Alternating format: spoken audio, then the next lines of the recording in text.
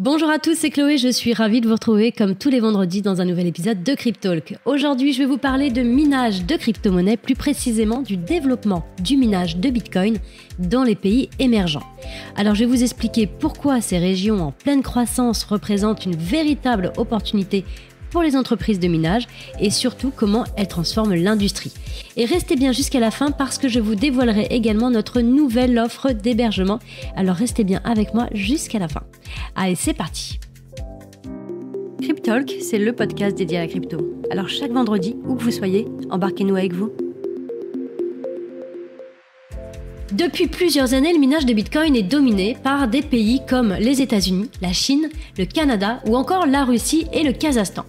Ces régions disposent d'infrastructures très avancées et d'un accès à des sources d'énergie relativement fiables, ce qui leur permet de concentrer une large part du hash rate mondial. On va faire un petit stop sur le terme hash rate. Le hash rate, c'est la mesure de puissance de calcul qui est utilisée pour sécuriser et valider les transactions sur le réseau Bitcoin. Mais avec cette domination du hash rate, viennent aussi des inconvénients, notamment la compétition pour obtenir de nouvelles places dans ces installations deviennent vraiment très compliquées. Et on peut constater que les coûts énergétiques augmentent aussi d'année en année. Et vous l'aurez compris, ça impacte forcément la rentabilité. Alors à tout ça s'ajoute un contexte géopolitique assez complexe, en particulier pour les mineurs français qui opèrent dans des pays aux relations diplomatiques, disons, compliquées. Les politiques de régulation des cryptos varient également énormément. Un exemple typique avec celui des États-Unis, où la législation favorable dans certains États va contraster avec une régulation fédérale beaucoup plus stricte. Avec le retour de Trump, il est possible que ça bouge à nouveau, car il est très favorable à cet écosystème, mais pour le moment, rien n'est fait.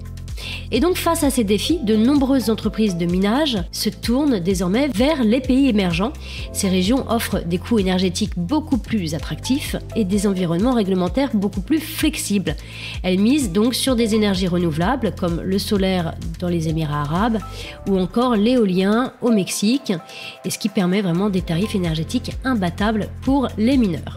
Dans ces pays, le minage ne se limite pas seulement à la rentabilité des entreprises, il va vraiment contribuer aussi directement à l'économie locale parce qu'il va créer des emplois et il va aussi participer au développement des infrastructures énergétiques. Et donc, cet impact est très positif sur le développement régional et en fait un vrai modèle de croissance partagé. Et ça va donc, vous l'aurez compris, bien au-delà des simples profits financiers. Je vous l'avais promis, je vais vous parler désormais de notre nouvelle offre de minage, une nouvelle destination. Chez Fulmaning, nous minons du Bitcoin depuis fin 2017. Notre offre s'étend d'année en année pour vous proposer toujours des solutions les plus rentables. Clairement, ça signifie qu'on va chercher du kilowattheure le plus bas possible pour que la rentabilité de vos machines soit à son maximum. Alors aujourd'hui et en avant-première, j'ai donc le plaisir de vous annoncer que Fulmaning débarque au Mexique. Así a partir del 16 de noviembre, podrá investir. Allez, je rigole.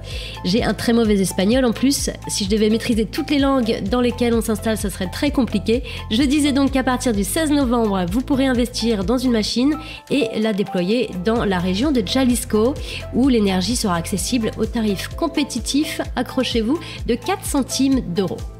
On se trouve donc dans la région de Jalisco, plus précisément à Guadalajara, sa capitale technologique. Il faut savoir que cette ville est reconnue comme étant un pôle très dynamique qui s'est imposé comme un centre majeur pour l'innovation au Mexique.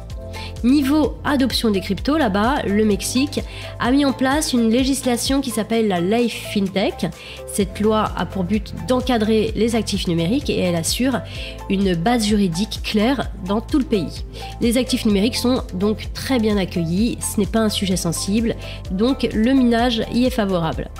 Cette nouvelle destination est donc une toute nouvelle opportunité pour tous ceux qui souhaitent participer au minage dans un environnement compétitif, dans un environnement stable, et donc c'est le meilleur moment pour envisager un investissement. Ce sont des fermes qui tournent 12 mois sur 12 et qui fonctionnent avec un mix énergétique. On utilise là-bas de l'éolien, de l'hydro ainsi que du gaz naturel. Voilà, vous aurez plus de détails dans l'article que vous trouverez sur le blog de Filming, et à partir de la semaine prochaine, vous aurez également l'offre qui sera à disposition directement sur le site filming.com, et nos opérateurs prendront avec plaisir vos questions si toutefois vous en avez. J'espère que ce podcast vous aura plu, que vous y voyez plus clair. En tout cas, n'hésitez pas à visiter le site comme je viens de vous le dire, à nous questionner si vous avez besoin sur le support client, ouvert du lundi au vendredi de 9h à 17h. En tout cas, je vous remercie de m'avoir écouté, je vous souhaite un excellent week-end à tous. Je vous retrouve bien entendu vendredi prochain pour un nouveau sujet. Je vous parlerai très certainement de projets crypto. Je ne le précise pas à chaque fois, mais vous pouvez retrouver en format article les contenus de tous mes podcasts sur le blog de Filming si c'est plus confortable pour vous. Surtout, n'hésitez pas, c'est fait pour ça. Voilà, je vous retrouve la semaine prochaine. En attendant, prenez soin de vous. Ciao, ciao.